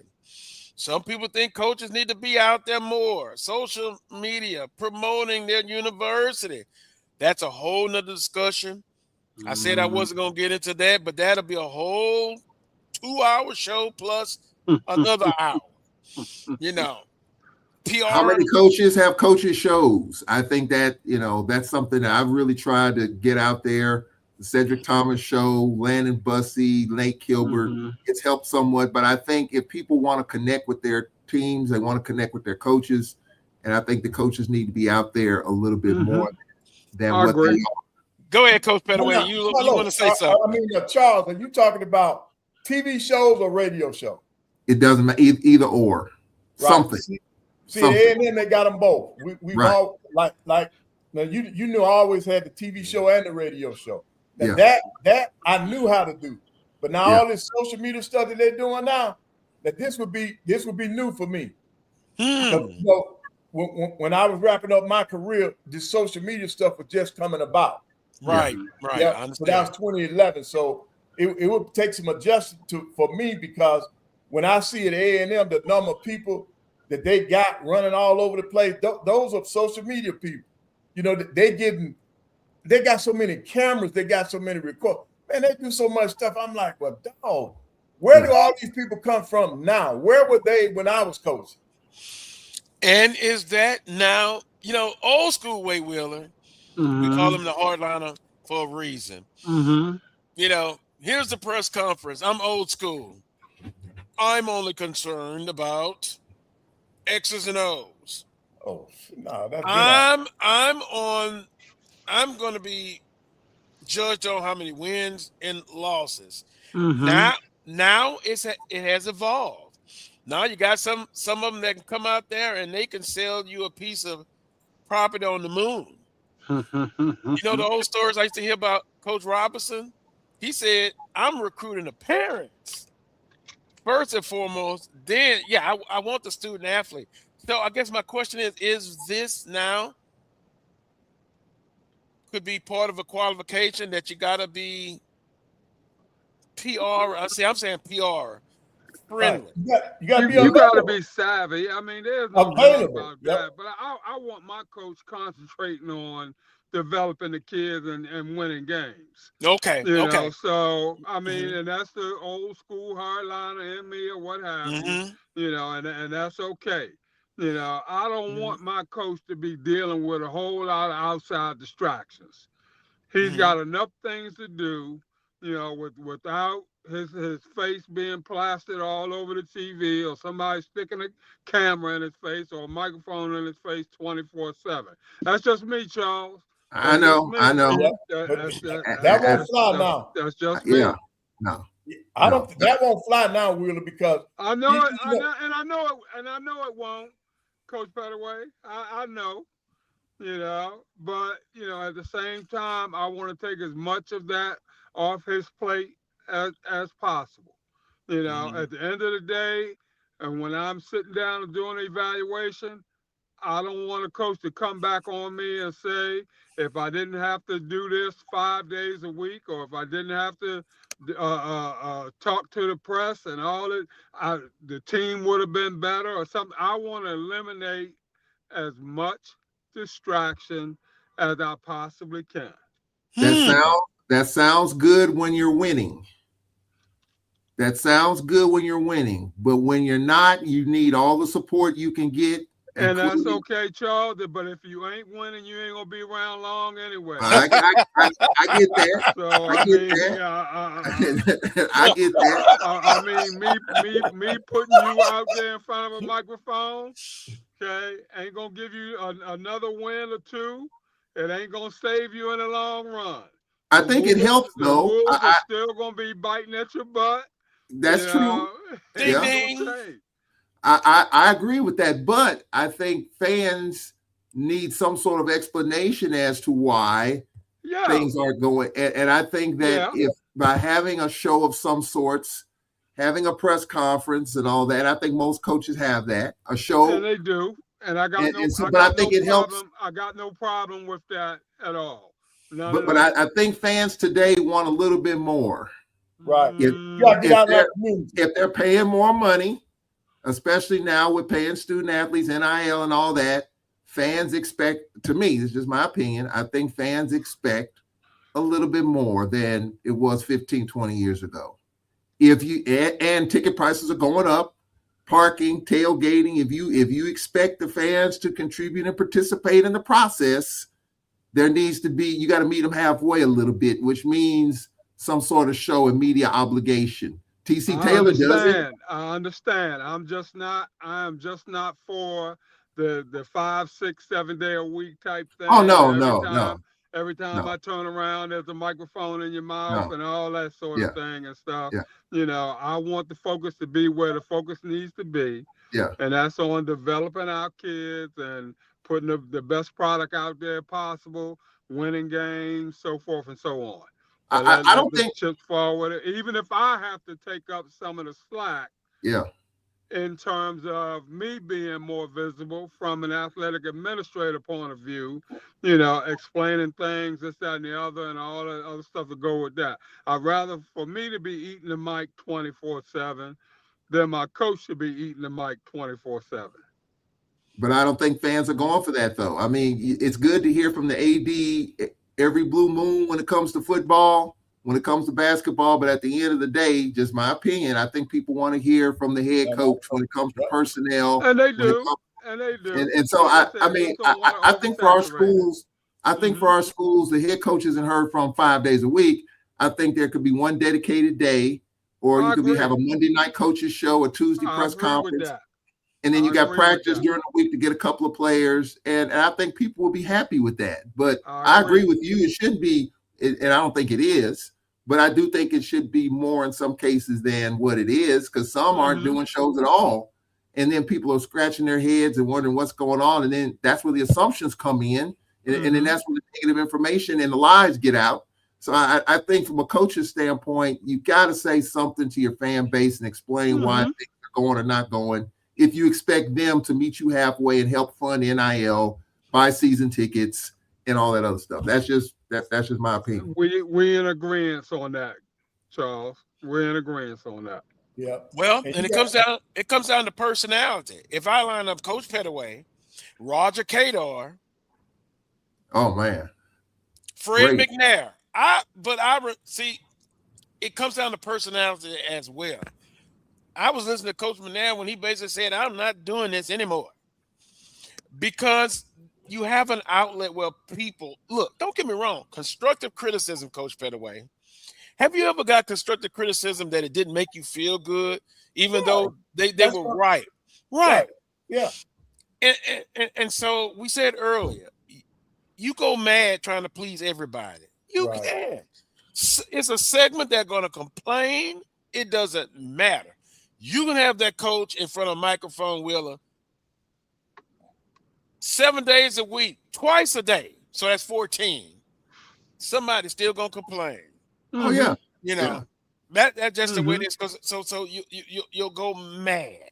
You'll go mad doing that. But personalities, doing this in this business for a long time, prepping for interviews with Coach Pettaway, I think it's easy for you. I could just outline a couple of questions and just sit back. People don't want to hear me as much as they want to hear your guess. Right. Right. My significant other gets on me all the time about that. We know your opinion. We know your position on this and that. What about the guests?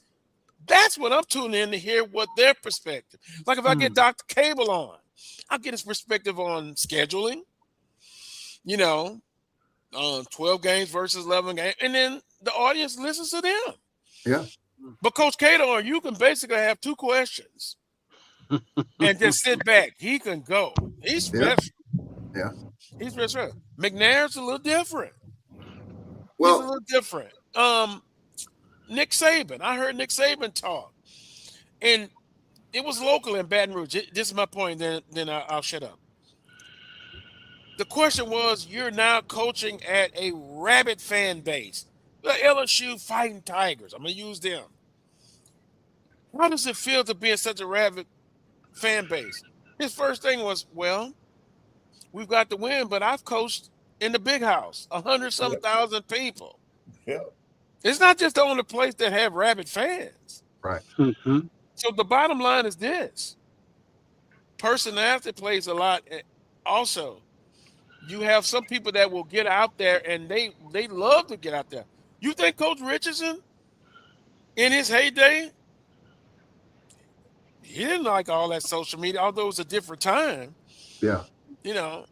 But he was more of a stickler. He was more like Wheeler. Yeah. I'm going to answer the question. I'm going to give you a report, and that's it. Coach Johnson, Southern's basketball coach, Coach Pettaway, I enjoy talking with him, but everybody's different. Yeah. All right, go ahead.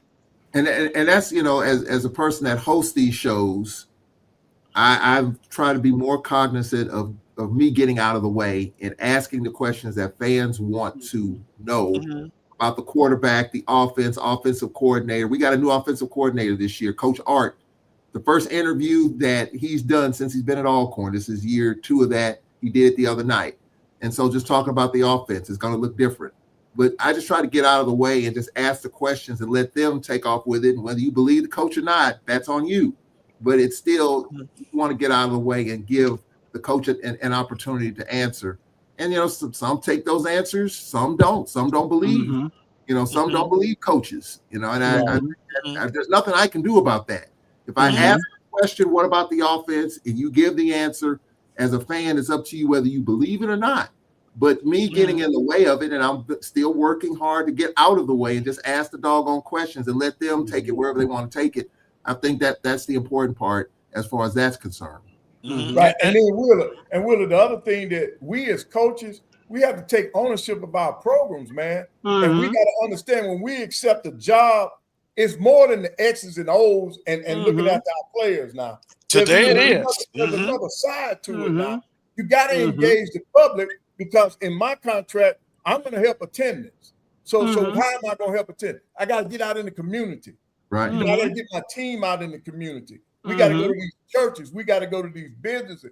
We got to get out to help promote our own program so that those people will come in. And you start with them young people. If you start with them kids, the parents got to bring the kids. So that's how you get them. I had more ball boys than I needed. And the parents had to pay to bring them to the game. So there are things that we have to, as coaches, we have to accept if you take ownership to your program. I knew I was more than an Expo guy. And I knew that I wanted to be a part of every aspect of the basketball program. Because that was my name. Yep. Yeah. The All sports culture things in moderation. All Yes. things in moderation. Yes. Everything is evolving, you know. So I always get an example. Charles, you can appreciate this. It was radio, traditional radio. Now it's podcasting. Things change.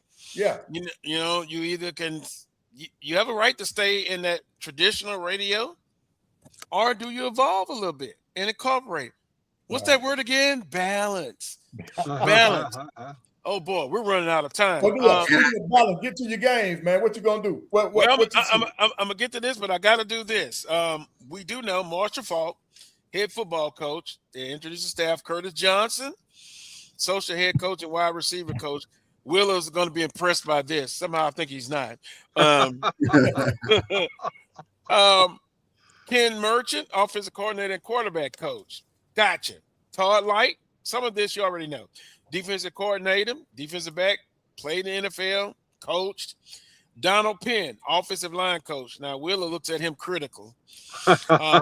He did have a Bill Walsh Diversity Coaching Fellowship. He was a mean, nasty guy. Oh, I love to watch him play. He had a mean streak. He's an offensive line coach. Kyle Kramer. I had to do a little research. Now, this guy played for the Saints. Kramer last worked at Ottawa University. He served as special team coordinator. He was special teams coordinator and tight ends coach at the University of Arkansas Pine Bluff in 2023. Joshua Covington, very intriguing. Got North Carolina Central experience, Wheeler. He comes from Colorado. He brings experience coaching at the HBCU level. We have contacted each other. I'm definitely going to get him in. Oh, and by the way, I put in official request. Hopefully I'll have an announcement doing social media. Coach Kevin Falk. I put in for next Saturday. I also put in for the assistants. I'm so intrigued by the assistants because they do a lot of the coaching. Yeah. Unless you're a hardliner like Wheeler, he does it all. Ben Miles, tight ends coach and recruiting coordinator. Of course, Les Miles' son. Knew about him. Kind of had contact with him. Chris Claiborne, help me out. Played in the NFL for 8 seasons. Starting 89 of 105 games as a linebacker. He served as quality control analyst. Boy, quality control analyst. I looked at Colorado's. They must have 20 of them. In the old school, you didn't have quality analysts. Don't they just break down film, Coach Pettaway? And help? That's all they're supposed to be able to do. But man, sure Nick Saban started that. Make sure the coffee's hot and the donuts are fresh. Boy, that seemed like fun, though. Break down film. I'd be up half the night. He also was quality control analyst at USC, his alma mater, in 2020. He was hired at Arizona State as linebacker coach. Anthony Balancier, know him personally. Former standout, did some time quality control analyst at Colorado, and also he was at Jackson State recently. I got to check his Southern card on that. Fred McNair. Oh, God, people would call me, what is this? Senior advisor. He's still on the staff, senior advisor. Now, some people will tell me, you think he's going to be there long term? I don't know. I can't answer that. But he's a senior advisor. Barry Grant Jr., head strength and conditioning coach. Was that all for? What they did was smart. You've got a strength and conditioning coach at Southern that did the sports for everybody. Football now has their specific strength and conditioning as it should be. Coach. Yeah. And I didn't know he was assistant director of performance enhancement at Penn State before he got to Alcorn. And then, of course, Christian Davis, grad assistant, played at Southern. He's a graduate assistant. Richard Johnson, assistant wide receiver coach, didn't know about him. Served as head coach, offense coordinator at Sampson Knights, youth football in New Orleans. I think it's a tie with George Washington Carver High, which Coach Falk played in high school there. And then Nick Williams, run game coordinator. Williams has 7 years of NFL coaching experience. He most recently was an assistant offensive line coach for the Jacksonville Jaguars. And then Marshall Faulk Jr. Oh, I didn't know about a Marshall Faulk Jr. Assistant running back coach and video coordinator. Now it comes in my mind why they had so much extra, they committed so much money to have all these different positions. He worked in the running back room alongside his dad last year at Colorado. He charted plays during games and helped the position group preparation. And then, oh boy, here we go. Ricky Jackson, director of football operations. I know him. He's a holdover. Alexis Ellis, head coach assistant and recruiting assistant. He followed Falk from Colorado. And then Relois, excuse the name, Frazier, recruiting assistant, was a player personnel student assistant at Florida State last season. I'm exhausted. I'm exhausted that I haven't seen that before at Southern University. Do you think they're trying to be more than SWAC good? Yes. In my opinion, I think so. Yeah. But as Willa would say, I'm going to have a critical eye. I'm going to be looking to see what happens. Well, Marshall Faulk's blueprint. Where did he get the blueprint from? Coach Sanders, huh? You want to have every I dotted and every T crossed, and you have coach here, coach there. You want to make sure all your bases are covered. So that to me, that's what it's about. We'll see how it looks, but I'm not surprised at all. Nutritionist, weight room, strength. Strength coach, training table. All that has to come into play for them to reach their goals. Okay. They're working on that as I speak. The last update I got, starting with the locker room, going to personalize it, kind of do those good things. Coach Falk, from what I was told, has, some people had a problem that he was out at the Super Bowl, but guess what? I got sources everywhere. He was collecting, I'm going to call it the Reverend Ike program. The lack of money is the root of all evil. He's bringing in money. That's the most important thing. Quickly, we're almost out of time. Basketball, big games today. Excuse me, Coach Petaway, I'm getting choked up there. I'm so emotional. Yeah, there we go. The big matchup, Alabama A&M and the Southern Jaguars will be the big one today. Alcorn has to hold their on the women's side. They got to make sure they take care of Pine Bluff. I'm going to be in a nasty mood. I'm just going to be honest, panel. If Southern women and men basketball, they need to get both games today. All right. That's all I'm going to say. And if not, I'm going to be in a nasty mood. We will see. And we will see. So that's a game of the week predictions. Alabama State and Grambling. Boy, I think they're going to suffer with what Alcorn suffer with on the women's side. And the men's side. You have a big victory, and then you forget about the next game. We shall see. We shall see. On the women's side, huge matchup. The Diva, let's send her home with a loss. Coach Petaway, tell me what to look for in Alabama A&M.